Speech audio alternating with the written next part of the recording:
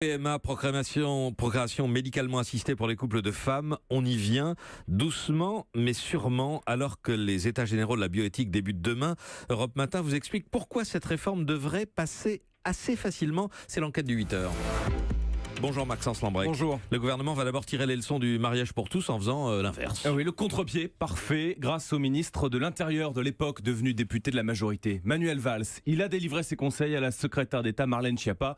Plus de dialogue, plus de temps et de fait, les états généraux qui s'ouvrent demain vont durer plus de 4 mois et le projet de loi lui-même n'arrivera pas à l'Assemblée avant 2019. François Hollande avait voulu aller vite en mettant de côté les opposants. Emmanuel Macron les accueille autour de la table. Les autorités religieuses seront notamment les bienvenues. Et pour éviter que le débat ne s'enflamme, le gouvernement fait confiance à Marlène Schiappa. Et oui, dans son ministère, elle déjeune et dîne avec des associations LGBT et leur délivre ce message. N'allez plus débattre sur les plateaux avec la manif pour tous. Vous leur offrez une tribune et vous risquez de les traiter d'homophobes alors qu'il faut apparaître le moins agressif possible. Allez sur leur terrain, ajoute-t-elle. Les fleurs, l'amour, les bons sentiments. Une jolie photo d'un couple de femmes avec un bébé cadom habillé en petit bateau. Ça, ce serait une super pub. La secrétaire d'État s'engage donc en coulisses. Oui, sauf que c'est pas Marlène Schiappa qui va porter cette réforme. Ah non, elle est jugée beaucoup trop clivante. Pas question de revivre les débats de 2013. Monsieur le député, vous n'allez pas nous faire croire que vous vivez dans un igloo. Et c'est de moi que vous voulez des propos d'apaisement ? Oubliez les frasques de Christiane Taubira. À la manœuvre, cette fois, une professeure de médecine bien plus consensuelle,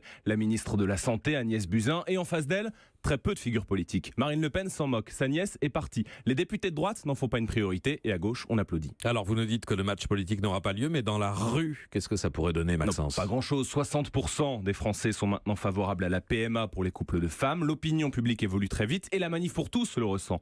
L'association a perdu plus de la moitié de son réseau. Ils n'ont plus de relais dans les petites villes, et son bébé politique, le mouvement Sens Commun, en parle en micro comme d'une association jusqu'au boutiste et radicalisée. Leur seul espoir pour relancer la machine, la mobilisation d'intellectuels de gauche, c'est dire leur désarroi. Enquête de 8h signée Maxence Lambrec, merci beaucoup. Il y aura